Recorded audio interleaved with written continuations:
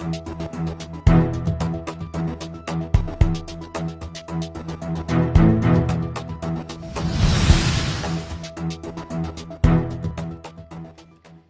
္ဂလာပါရှင်ကျမတို့ channel ကနေနောက်ဆုံးရရှိထားတဲ့သတင်းသစ်များကိုတင်ဆက်ပေးပါတော့မယ်ပထမဦးဆုံး ICJ တရားရုံးနဲ့တရားသူကြီးများကိုဝေဖန်ပုတ်ခတ်ခြင်းမပြုရန်စစ်တပ်ကညွှန်ကြားချက်ထုတ်ပြန်တဲ့သတင်းကိုတင်ဆက်ပေးပါမယ်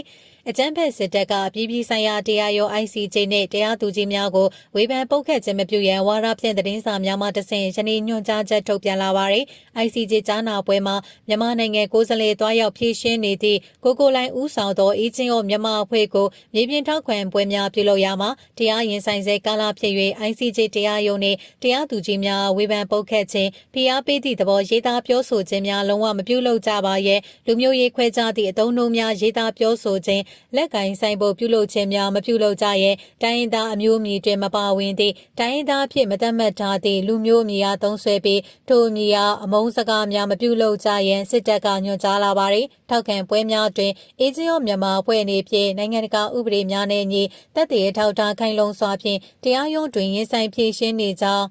ထောက်ခံရေးသားပြောဆိုကြရန်သာစစ်တပ်ကညွှန်ကြားထားပါတယ်ရန်ကုန်နှင့်မန္တလေးတို့တွင်ပြုလုပ်မည့် ICJ တရားရုံးနှင့်ဂမ်ဘီယာနိုင်ငံကိုရှုံချပွဲများအတွက်မဘာသာနှင့်အမျိုးသားရေးအစွန်းရောက်များကဥဆောင်ပြုလုပ်ရန်စီစဉ်လျက်ရှိပါတယ်။လာမည့်ဇန်နဝါရီ29ရက်နေ့ရန်ကုန်နှင့်မန္တလေးတွင်ဂမ်ဘီယာကန့်ကွက်ပွဲများပြုလုပ်ရန်သဘောတူညီခဲ့ပြီးလိုအပ်သောငွေကြေးများကိုစစ်တပ်ထံမှတောင်းယူမည်ဖြစ်ကကုန်ကျစရိတ်များကိုစည်ရင်းစရာနှင့်တကွတွက်ချက်၍တင်ပြရန်ဆုံးဖြတ်ခဲ့ကြကြောင်းလည်းသိရှိရပါတယ်။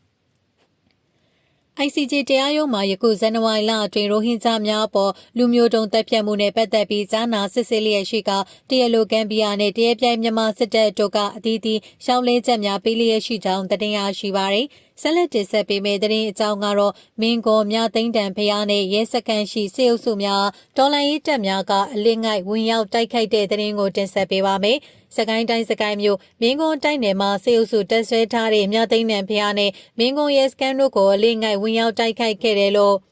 တာဝန်ရှိသူကပြောကြားပါတယ်။အကြမ်းဖက်စစ်တပ်နဲ့ပြူစောတိအင်အား100နီးပါးရှိတဲ့အဲ့ဒီနေရာတွေကိုပြီးခဲ့တဲ့ဇန်နဝါရီ18ရက်မွန်းလွဲပိုင်းကတော်လန်ရေးတပ်တွေအလေးငိုက်ဝင်ရောက်တိုက်ခိုက်ခဲ့တာဖြစ်ပြီးစေအုပ်စုရဲ့ဘန်ကာတစ်ခုလုံးကိုပါသိမ်းဆည်းနိုင်ခဲ့တယ်လို့သိရပါတယ်။တော်လန်ရေးတပ်တွေကဝင်ရောက်တိုက်ခိုက်ချိန်အပြန်အလှန်ပစ်ခတ်မှု2နာရီနီးပါးကြာမြင့်ခဲ့ကစေအုပ်စုဘက်ကထိခိုက်သေးဆုံးမှုတွေရှိပြီးအတိမပြုနိုင်သေးဘူးလို့ NMD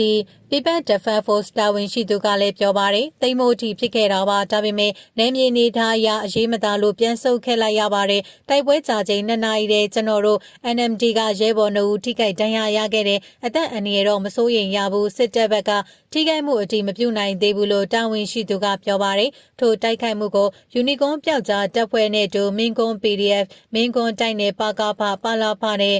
People Servant Force ရတနာဘုံတပ်ဦး NMD GS4 ဦးရောင်မင်းဒေါင်းမယ်ပြည်သူ့ကာကွယ်ရေးအဖွဲ့ဇေယျသွေးပြည်သူ့ကာကွယ်ရေးအဖွဲ့လေသမားတော်လှန်ရေးအဖွဲ့နဲ့မဟူရရွှေဘိုသာ PDF တို့ပူးပေါင်းလှုပ်ဆောင်ခဲ့ကြောင်းသိရှိရပါတယ်။